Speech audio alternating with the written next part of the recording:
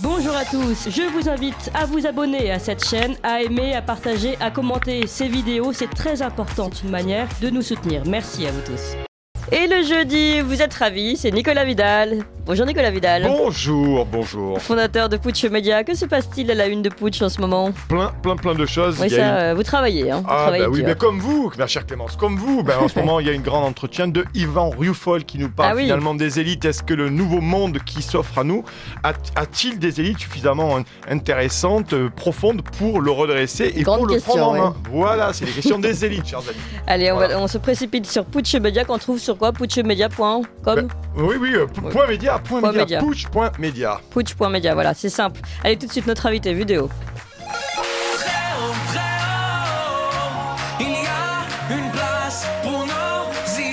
Vue de haut. Et notre invité est Alain Falento, bonjour. Bonjour. Et merci beaucoup d'être avec nous ce matin. Vous êtes entrepreneur, conseiller économique et vous publiez ce livre, Sortir de l'Europe, question de vie ou de mort 30 ans après Maastricht, aux éditions Riposte Laïque. Alors, première question, pourquoi sortir ce livre aujourd'hui ? Pourquoi particulièrement important de sortir de l'Europe aujourd'hui ? Et pourquoi ce titre, question de vie ou de mort ? Est-ce que vous pensez vraiment qu'on en est à ce point-là ? En fait, je pense qu'on est déjà mort, mais c'était pas très vendeur du point de vue marketing. On nous avait pas prévenu. Non, la réalité, c'est que pourquoi ce livre ? Parce que je me suis aperçu il y a 10 ans que je n'avais rien compris à ce qui s'était passé au traité de Maastricht et que je devais pas être le seul. D'accord. Et en fait, c'est ce qui s'est passé il y a 30 ans maintenant, c'est un vrai tournant. On peut considérer que c'est le moment où nous avons cessé d'être une nation, d'être un pays à part entière. C'est ce qu'avait d'ailleurs dit Marie-France Garot. Je me souviens dans une émission, je crois qu'elle était chez TADI, si mes souvenirs sont bons, elle avait donné les critères. Qu'est-ce que c'est qu'une nation ? Une nation, ça frappe monnaie. Voilà, ce qu'on ne fait plus. Ça vote les lois. Ça rend la justice, ce qu'on ne fait plus non plus, puisque n'importe qui ou n'importe quelle entité peut saisir la Cour de justice de l'Union européenne ou la Cour européenne des droits de l'homme. Et ça décide de la paix et de la guerre. Il nous restait encore ça. Et depuis la situation en Ukraine, depuis la guerre en Ukraine, je vous rappelle que von der Leyen a tout simplement déclaré la guerre à la Russie en direct sans consulter personne. Donc nous n'avons plus aucun des attributs d'une nation souveraine. Voilà. D'accord. Alors, vous dites nous sommes déjà morts et vous avez compris ce qui s'est passé dans Maastricht en réétudiant la question. Alors, est-ce que vous pouvez finalement nous résumer ce qui s'est vraiment passé et ce que peut-être les Français n'ont pas réalisé à ce moment-là ? Alors, avant Maastricht, on procédait par délégation de souveraineté. Une délégation, par définition, c'est réversible. Donc, pendant 45 ans, depuis 51 jusqu'à Maastricht, on a procédé comme ça.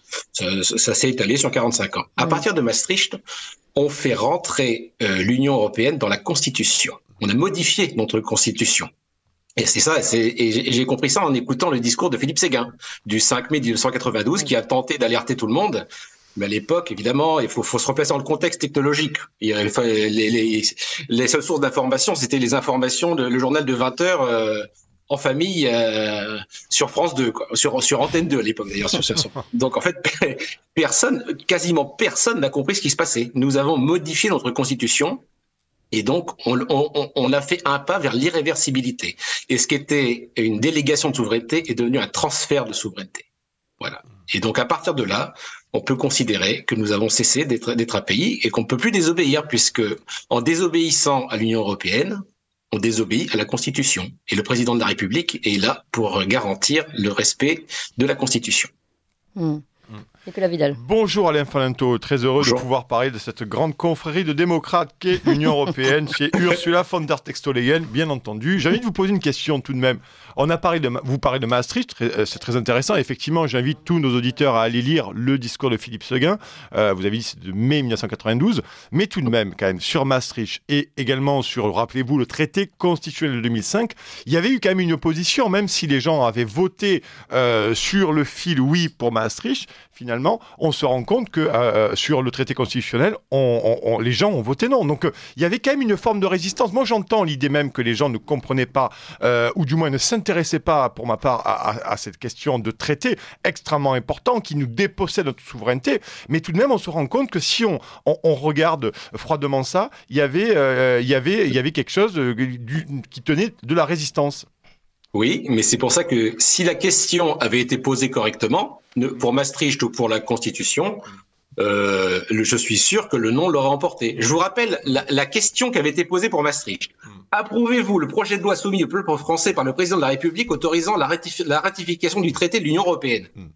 Qui comprend ce que ça signifie? Oui. Si je vous pose la question autrement, êtes-vous d'accord pour que la Constitution française soit modifiée et que nous devenions un État croupion qui n'a plus la main sur ses frontières, sur sa monnaie et sur sa politique migratoire? Est-ce que vous pensez que le résultat serait le même? Dit comme ça, forcément. Alain Falento, je vous propose d'écouter, on a un extrait du célèbre discours de Philippe Séguin. Écoutez. Cessons donc de tricher, de dissimuler, de jouer sur les mots, de multiplier les sophismes. L'alternative est claire. Nous devons choisir de conserver notre souveraineté ou d'y renoncer. Il est temps de nous demander comment nous en sommes arrivés à considérer cette question incongrue, il y a quelques mois encore, comme presque banale. Comment nous en sommes arrivés à considérer la rupture de notre pacte social, sinon comme normale, du moins comme nécessaire. C'est vrai qu'avec la question de Philippe Séguin, est-ce que vous voulez garder votre souveraineté ou la perdre? C'est ce que vous disiez, Alain Falento, les choses sont plus claires. Oui, c'est beaucoup plus clair. Et surtout, on n'élit pas des députés pour qu'ils décident par eux-mêmes de se dessaisir de toute forme de pouvoir. C'est ça, en fait, le fond du discours de Philippe Séguin, c'est ça. Et c'est pourtant ce qu'ils ont fait à une grande majorité. Oui. Alors, je voulais qu'on continue là-dessus, c'est intéressant. Alain Falento, et merci d'être là avec nous. Il y a la question centrale, enfin on va avancer là-dessus, mais on parlait des peuples, on parlait de la résistance du moins d'une certaine partie de la population, on parlait aussi de ces phrases alambiquées, de ces questions qui ne veulent rien dire pour noyer le poisson européiste. Il y a quelque chose que vous dites qui est très intéressant dans votre livre, c'est la question qui pour moi me paraît fondamentale, c'est une lutte à mort, c'est engagée entre les peuples et la technostructure européenne. Pour vous, aujourd'hui, c'est cette question-là qui sous-tend, bien entendu, cette construction européenne? Oui, parce qu'ils sont venus, en 70 ans, ils sont venus au bout de la peau des États. Maintenant, nous n'avons plus la main sur rien. Donc maintenant, ils s'attaquent à nous. Ils s'attaquent à nous en tant que personne. Donc ils s'attaquent à tout ce qui vous est cher, à tout ce qui vous enracine à quelque chose, à tout ce qui est important pour vous. Deux exemples récents, en tout cas qui vont apparaître très bientôt. La gestation pour autrui. La France n'en veut pas de la gestation pour autrui. Nous sommes d'accord. Je me prononce pas sur le fond du sujet. Le gouvernement français, la population française ne veut pas de gestation pour autrui. Eh bien, ils ont décrété que ça se ferait quand même, que vous le vouliez ou non. Donc, qu'est-ce qu'ils font? Comme ils ont que ça à faire, eh bien, ils ont créé une espèce de concept fumeux d'autorité parentale qui, allié à Schengen, à l'espace Schengen, obligera les États à régulariser tous les enfants issus de gestation pour autrui. Donc ils vont passer en force. Mais quand vous dites ils, pardon, Alain Falento, que les choses soient claires, quand vous dites ils, qui est-ce? Ce sont la Commission européenne, c'est-à-dire des fonctionnaires européens qui ne sont pas élus, voilà, qui sont des dizaines de milliers. Mais qui sont tous porteurs de la même idéologie? Et alors, en majorité, oui, parce que cette idéologie, elle s'est construite pendant 70 ans. C'est devenu un peu comme ce qu'on appelle dans le privé une culture d'entreprise. Ils sont recrutés par cooptation, donc on recrute quoi? On recrute des gens qui pensent comme vous. Et de toute façon, si vous voulez conserver votre poste là-bas, je ne crois pas que vous ayez le choix. Donc, comme dans une entreprise privée, vous finissez par coller à l'idéologie qu'on vous impose. Parce que ça permet de faire carrière. D'accord. Mais tout de même, effectivement, oui, vous avez raison là-dessus, notamment chez les technocrates bruxellois, mais on peut quand même parler, me semble-t-il, et vous allez nous le dire, on peut parler quand même d'une certaine complicité de nos élites, des élites françaises, pour avoir détruit notamment et imposé à la France de rentrer dans la mondialisation. C'est le cas avec Emmanuel Macron, parce que lui, c'est vraiment la dernière façon de le faire brutalement, mais nos élites françaises, et vous avez dit, avec le discours de Philippe Séguin, on voit bien qu'elles nous ont poussés délibérément dans le secret, finalement, des couloirs de la Commission dans cette Union européenne qui n'est que le cheval de Troie, la mondialisation, me semble-t-il. Oui. Alors, la raison, c'est que la plupart d'entre eux ne peuvent pas penser autre chose que ça. Ils sont nés sous ce régime technocratique Les gens comme moi, par exemple, qui approchent la cinquantaine, moi, j'ai toujours connu, quasiment toute ma vie d'adulte, je l'ai passé sous l'Union européenne. Donc, ils ne peuvent pas penser autre chose. Ils ont été éduqués dans ce carcan-là. Et en plus de ça, beaucoup d'entre eux espèrent faire une carrière européenne. Et oui, il y a des passerelles. Vous regardez, prenez par exemple Thierry Breton. Thierry Breton est quelqu'un qui n'a plus rien à prouver, d'accord? Ça a été un grand patron, ça a été un ministre. Maintenant, qu'est-ce qui lui reste? Eh bien, il a envie d'être l'empereur de l'Europe. Il a envie de la place de von der Leyen. Voilà. Donc il y a des passerelles entre les deux. Il y a des carrières qui s'ouvrent. Après, si vous entrez en politique française, si vous arrivez à avoir un poste à la commission, bien voilà, vous faites une carrière européenne. Ouais, mais à la fin, Lento, pour bien comprendre, on comprend bien qu'aujourd'hui, finalement, les carrières françaises sont polluées ou, on va dire, envahies par la mentalité européenne. Mais si on revient à 92 et au traité de Maastricht, comment les élites françaises n'ont pas compris ce que Philippe Séguin et d'autres avaient compris, on peut citer Philippe de Villiers et d'autres, quels étaient leurs intérêts pour eux de faire tomber la souveraineté française? Alors, je vais vous dire, je suis pas certain que la majorité de ceux qui ont voté pour aient compris. Je suis pas certain du tout qu'ils aient voté. N'oubliez pas que Philippe Séguin, c'était un intellectuel. C'était une personne de haut niveau, ce qui n'est pas le cas de tous les députés français. Je suis pas certain qu'ils aient compris, parce que la question ça s'est vite transformé en pour ou contre l'Europe. Et puis après, c'est même devenu pour ou contre Mitterrand, si vous regardez. Donc de la façon dont la question a été posée, d'abord, je suis pas certain que les députés aient lu les traités. Déjà. Je suis même certain du contraire. Quand je vois certains discours, ils n'ont pas réfléchi à ce qui allait se passer, parce que c'était pas dit clairement. Il n'est pas dit clairement que vous n'aurez plus la main sur rien. C'est-à-dire que les articles des traités sont suffisamment vagues pour que la commission vienne piocher de temps en temps, essayer d'augmenter d'élargir son scope. Elle prend un article, et elle essaye et dit tiens, moi j'estime que ça relève de ma compétence. Et s'il y a personne pour se lever et dire non, eh bien ça devient un acquis. En revanche, les auteurs des traités eux, étaient pleinement au courant de ce qui était monté. Ah oui, bien sûr. C'est une Europe de juristes, de technocrates. Eux, ils ont parfaitement compris, bien entendu. Mais le peuple, c'est-à-dire les gens normaux comme moi, on n'a rien compris. Et je pense que la majorité des politiciens n'a rien compris, excepté ceux qui étaient particulièrement éveillés, comme faut rendre hommage quand même à Philippe Séguin, Philippe de Villiers également. Voilà. Et puis il y a les traîtres, il y a ceux qui avaient compris, mais qui ont préféré laisser passer. Mitterrand, par exemple, avait certainement parfaitement compris.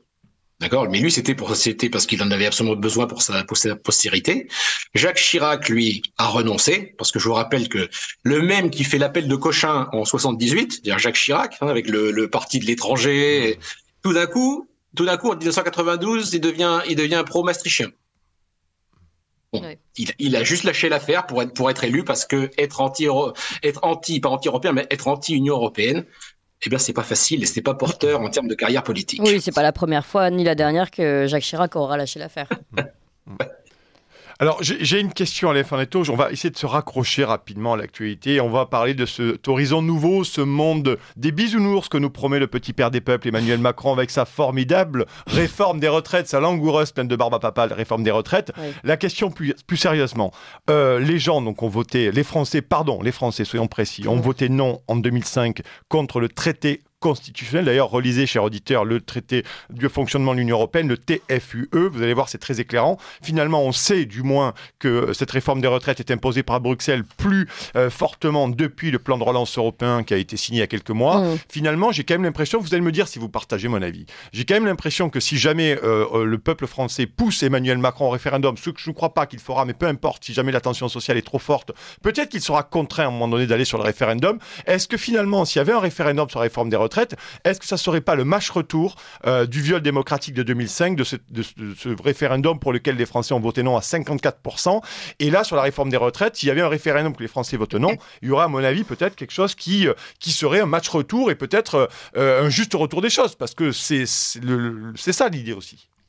Alors, vous partez du présupposé que, comme vous, tout le monde a compris le lien qu'il y a entre l'Union européenne et la réforme des retraites. Oui, moi je suis d'accord avec Alain Falento. Je pense qu'il faut qu'on s'arrête là-dessus. Ouais. Non seulement c'est pas connu de tous, mais certains ont des doutes sur cette entre guillemets thèse ou sur cette idée. Donc je pense que ce serait intéressant qu'on s'arrête un peu sur cette question. Alors c'est très simple. Il y a deux choses. Vous avez le semestre européen, c'est-à-dire la feuille de route que Macron reçoit à peu près tous les 6 mois. Donc il y a très longtemps qu'il a reçu comme feuille de route de régler le problème des retraites et particulièrement des régimes spéciaux. Mais il y a encore plus grave. Il y a le plan de relance Covid pour lequel il a engagé la France à raison de 80 milliards. Nous sommes engagés pour 80 milliards et il n'y en a que 40 pour nous. Mais 40 sous condition. Et sous condition de quoi? Sous condition de faire la réforme des retraites. Réforme structurelle. Et oui, et donc il n'a pas le choix, sinon il aura rien des 40 milliards. Et Alain Falento, il me semble qu'en Belgique, c'est un ministre belge qui a avoué il y a très peu de temps que justement il était soumis également à cette condition pour le plan de relance Covid.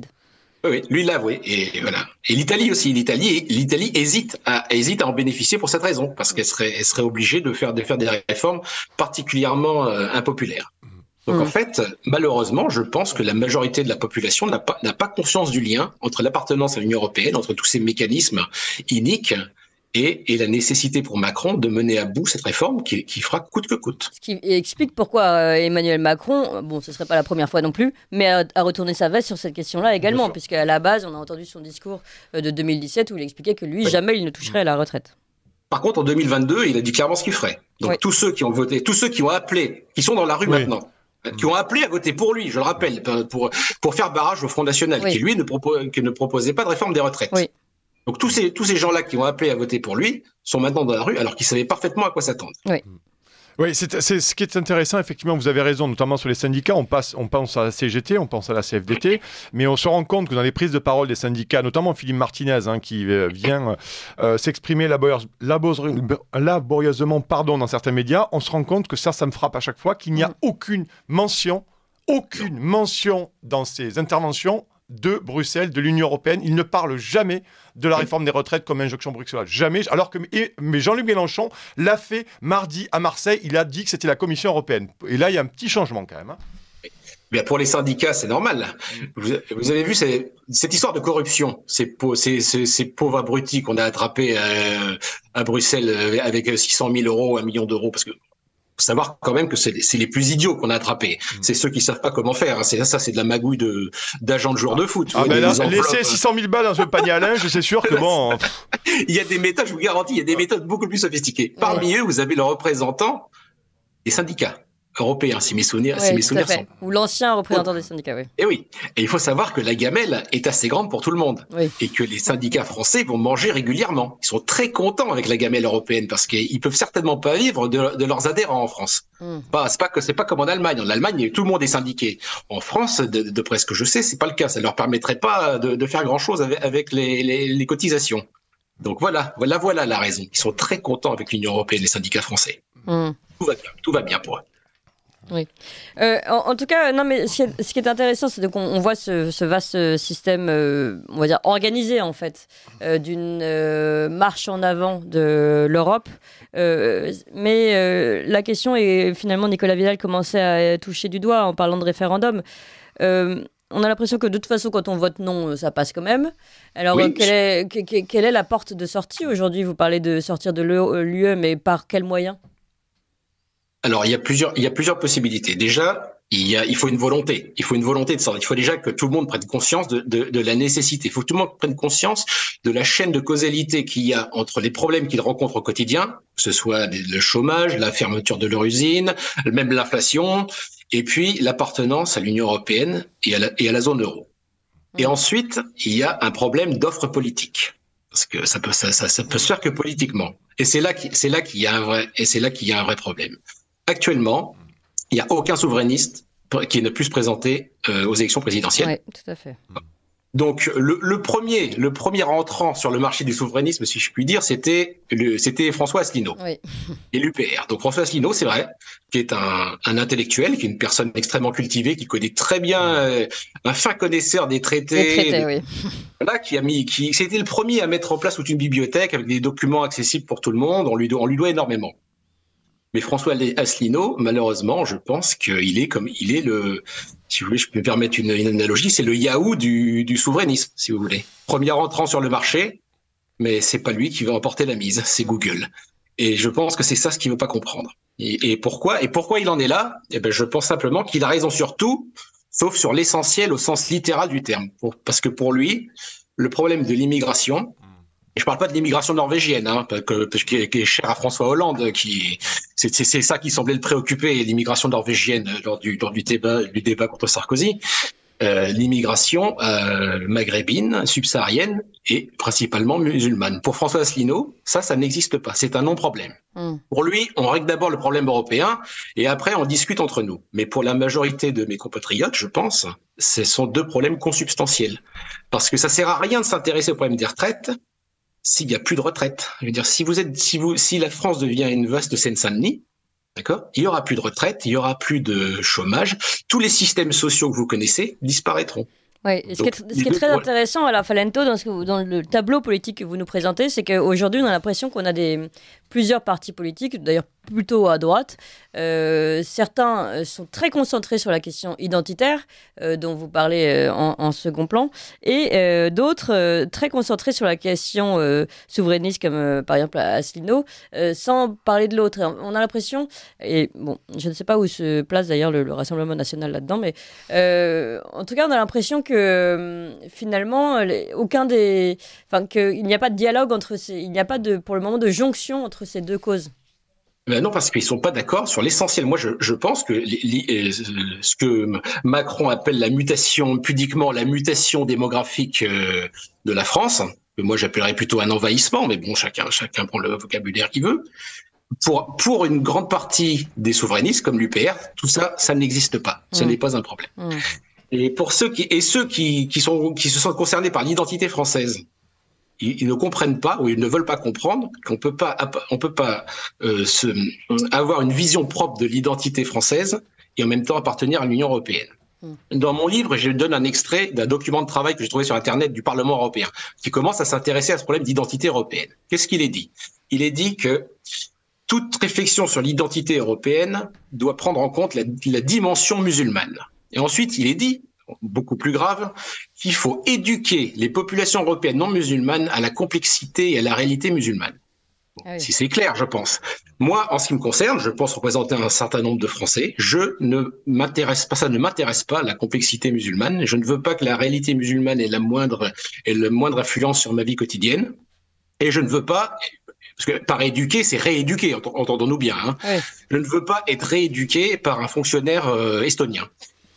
Oui, on peut comprendre Alain Falento. Il est 8h59. On va faire un rapide point sur les informations avec Emmanuel Noël et on vous retrouve juste après. Et puis avec Nicolas Vidal, évidemment. Ligne droite. Très haut, il y a une place pour nos idées. Vue de haut. Notre invité est Alain Falento, auteur de ce livre « Sortir de l'Europe, question de vie ou de mort, 30 ans après Maastricht » aux éditions Riposte laïque. Et Alain Falento nous a avoué que pour lui, on était déjà mort. Comme ça, la question est réglée finalement. Alain Falento, nous sommes toujours avec Nicolas Vidal de Putsch Média, évidemment, notre partenaire du jeudi. Je voudrais continuer, Alain Falento, cette discussion qu'on mène sur la sortie de l'Union européenne. Finalement, on a déjà un petit peu expliqué à quoi ça revenait pour vous, selon vous. Tout le monde n'est pas obligé de vous suivre sur ces questions-là. Finalement, depuis le traité de Maastricht, l'Union européenne et le fait d'appartenir à l'Union européenne, finalement, souveraineté ou perte de souveraineté, on l'a bien compris. Ensuite, on arrive à la conclusion, si on veut sortir de l'Union européenne, quelles sont les solutions? Et vous nous dites, eh bien, pour le moment, on a Yahoo, on n'a pas Google, on n'a pas encore la personne qui représenterait les souverainistes pour pouvoir sortir de l'Union, enfin proposer déjà faire la proposition aux Français de sortir de l'Union européenne. Alors, continuons sur ce tableau-là. Est-ce qu'on peut imaginer une grande alliance souverainiste, et pourquoi pas pour les élections européennes, justement, qui vont arriver, ou faut-il passer par d'autres terrains que le terrain politique? Je ne sais pas. Enfin, que voyez-vous? Je pense, dans l'état actuel des choses, je ne pense pas qu'il puisse y avoir d'alliance. Vous avez l'UPR d'Asselineau, vous avez Florian Philippot, Et puis, peut-être on peut rajouter Nicolas Dupont-Aignan. Nicolas Dupont-Aignan, éventuellement le mouvement de pensée de Front Populaire, les souverainistes de gauche. Oui. Par contre, nous avons perdu en chemin le Front National, Oui. qui a choisi, qui a fait un choix pour avoir des députés, pour être considéré comme un parti ordinaire, a changé d'avis là-dessus et décidé de devenir plus ou moins, même carrément pro Union européenne, que je sache. Donc, sans le Front National, ça va être très difficile. Je pense qu'il y a des dissensions au sein même du Front National, du Rassemblement National, mais les choses ne sont pas très claires. Oui. Mais en tout cas, pour l'instant, je pense que le principal blocage, c'est François Asselineau, parce qu'il considère que lui dit, je suis le premier entrant. Donc tout le monde doit se rallier à moi et être derrière moi. Malheureusement, que je sache, la politique, ça marche pas comme ça. Malheureusement, c'est injuste, mais c'est ainsi.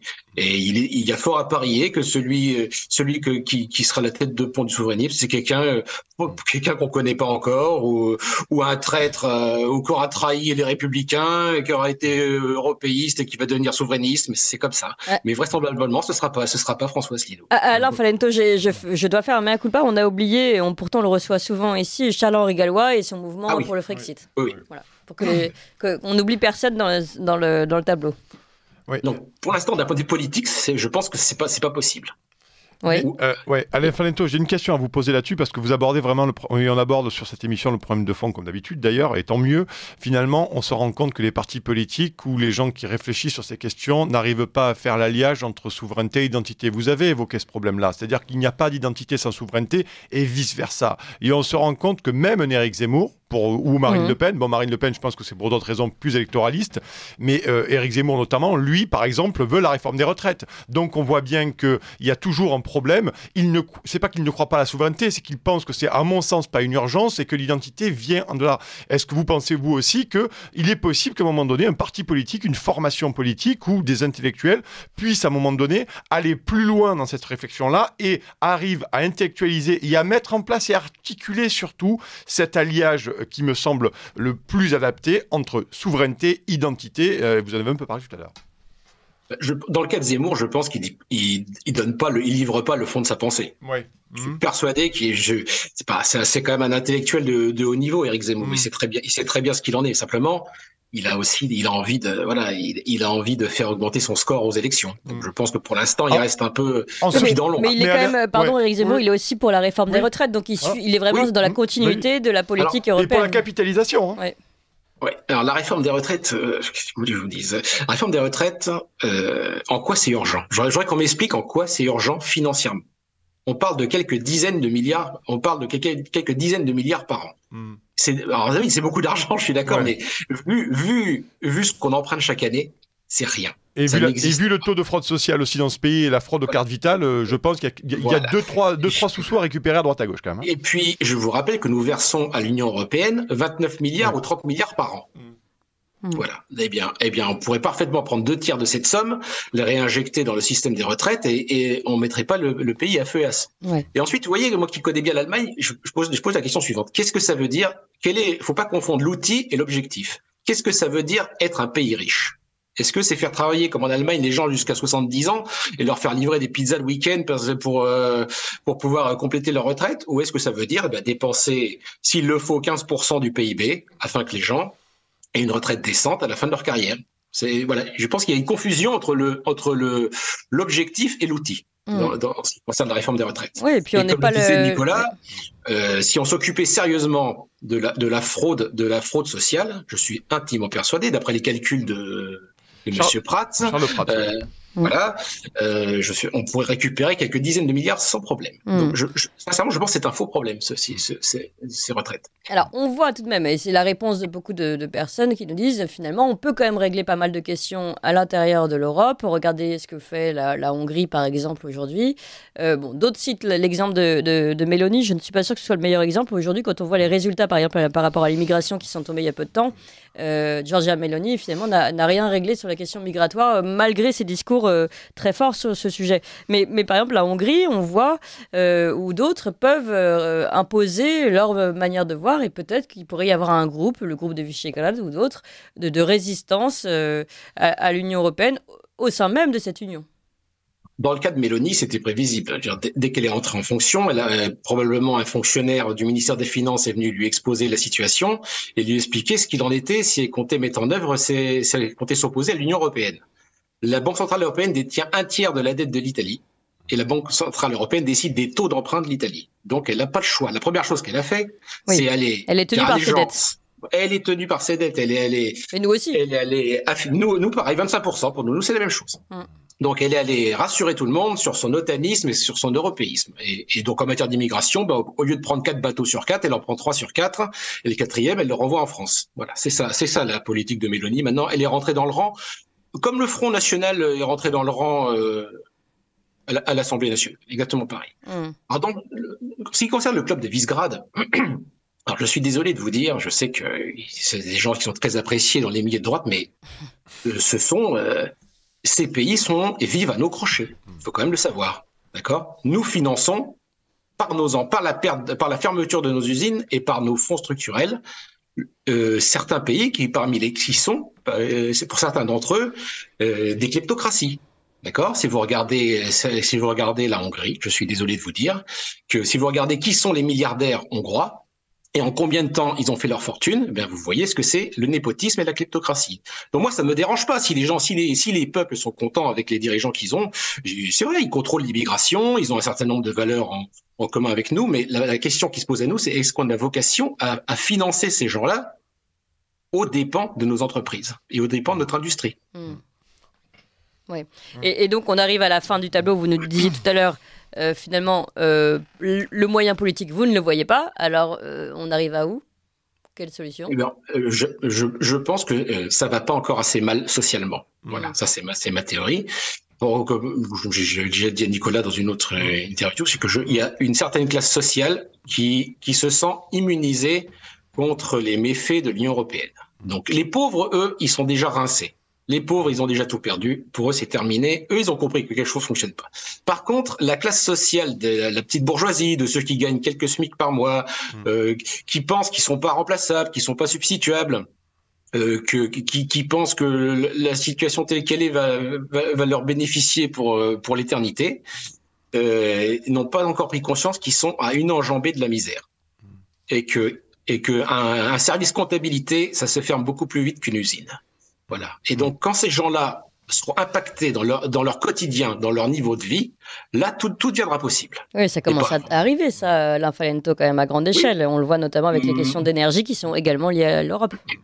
Oui, ça commence. Nous allons perdre beaucoup d'entreprises, y compris des très, très grosses. Je vous signale que Michelin, par exemple, a annoncé que sa facture d'électricité était passée de 250 millions à 1,2 milliard. Qu'est-ce qui va se passer si on perd Michelin ? Qu'est-ce qui va rester de Clermont-Ferrand et de sa région si Michelin va s'installer ailleurs ? Donc voilà, peut-être qu'il faut en passer par là. Peut-être qu'il faut perdre encore plus d'industrie et avoir encore plus de chômeurs pour que la classe sociale qui manque à l'appel se rallie à ceux qui sont ses alliés naturels, c'est-à-dire la classe sociale d'en dessous pour lequel ils ont du mépris, souvent, mais qui malheureusement sont leurs frères d'armes. Il faut qu'ils en prennent conscience. Là, vous parlez de la bourgeoisie par rapport à Oui, c'est ça, c'est exactement ça. Ils s'imaginent complètement déconnectés, mais ce n'est pas le cas.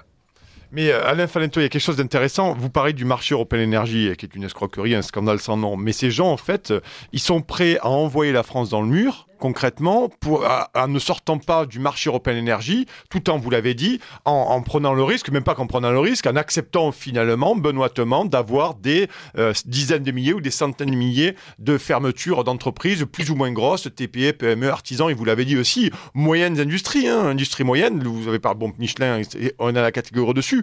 Mais donc ils en sont là, ces gens. Ils sont prêts d'ici l'été à finir de détruire le tissu industriel de ce pays et commerçants de ce pays et d'indépendants de ce pays pour finalement ne pas sortir du marché européen de l'énergie. Pourquoi, selon vous ? C'est parce qu'ils pensaient pouvoir renégocier l'Europe. Nous avons un certain nombre de politiciens qui pensent qu'on peut renégocier les traités. Les traités ne se renégocient pas. L'Europe ne se détricote pas. L'Europe, pour moi, l'image, c'est un nœud gordien. Un nœud gordien, ça se tranche. Ça se démêle pas. Donc, ça fait 1 an que le maire essaye de renégocier le marché de l'électricité. Il n'a rien obtenu. Il n'obtiendra rien du tout. Donc, il est devant un choix très clair. Soit il va au carton avec l'Allemagne et les Pays-Bas, soit il choisit le chômage. et la fermeture. Et la fermeture des usines. Eh bien, moi, je pense qu'il choisira la fermeture des usines. Et peut-être que là encore, ils sont tenus par la question des dettes et que finalement, on leur dit, oulala, commence pas à aller trop loin, sinon le plan de relance Covid, dettes et tout ça, hop, on va aller... Voilà, c'est aussi le problème aujourd'hui. Mais si on sort de l'Union européenne, ces dettes, on les annule ou on fait quoi? Non, des dettes ne s'annulent pas, mais vous pouvez les payer en francs. Ça s'appelle la Lex Monetae. C'est une loi internationale. Vous pouvez rembourser vos dettes en francs. Alors bien entendu, les agences de notation vont vous mettre en défaut. Ils ont déjà prévenu, si vous sortez de l'euro, que vous remboursez vos dettes en euros en francs, nous, on vous considère comme en défaut unilatéral.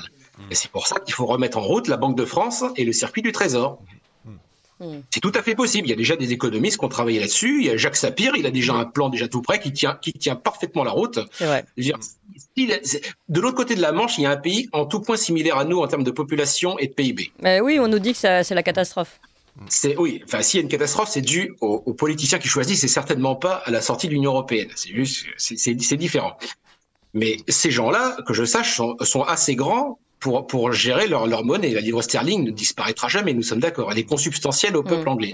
Pourquoi eux seraient capables, seraient en mesure d'avoir leur propre devise et pas nous? On est devenu si minable que ça qu'on n'est plus capable d'avoir une banque nationale et une banque de France qui gère le franc français. Bah, quand on a Bruno Le Maire, on se pose la question, je viens de vous dire. Alain Falento, je suis désolée, mais on va devoir conclure. Et on a énormément de réactions. Je voudrais vous en lire quelques-unes. Et puis des questions aussi pour vous.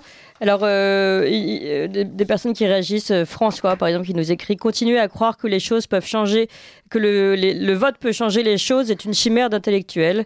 Actuellement, en France, il y a plus de gens qui mangent à la gamelle que de gens qui veulent un changement radical. L'embourgeoisement fait son œuvre. » Voilà, donc quelqu'un qui est à peu près d'accord avec votre constat.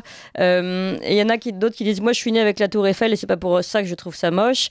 Il faut arrêter avec ces générations qu'on excuse parce qu'elles n'ont jamais connu autre chose que la vie, que cela dans la vie. » Et là, on parle notamment de la question de l'Union européenne. Et puis une question pour vous, Alain Falento. Est-ce que vous allez dédicacer votre ouvrage et à quel endroit? Non, je l'ai pas encore fait. Non. Bon, il y a une demande, en tout cas, sachez-le. Voilà, on vous transmet ces demandes. Merci beaucoup, Alain Falento. C'était en effet très intéressant. Je pense que ça a beaucoup touché nos auditeurs.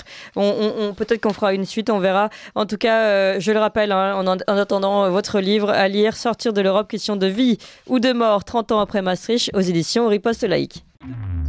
Vous appréciez cette émission? Alors aidez Radio Courtoisie à en produire d'autres, en indépendance totale. Rendez-vous sur soutenir.radiocourtoisie.fr. Merci d'avance.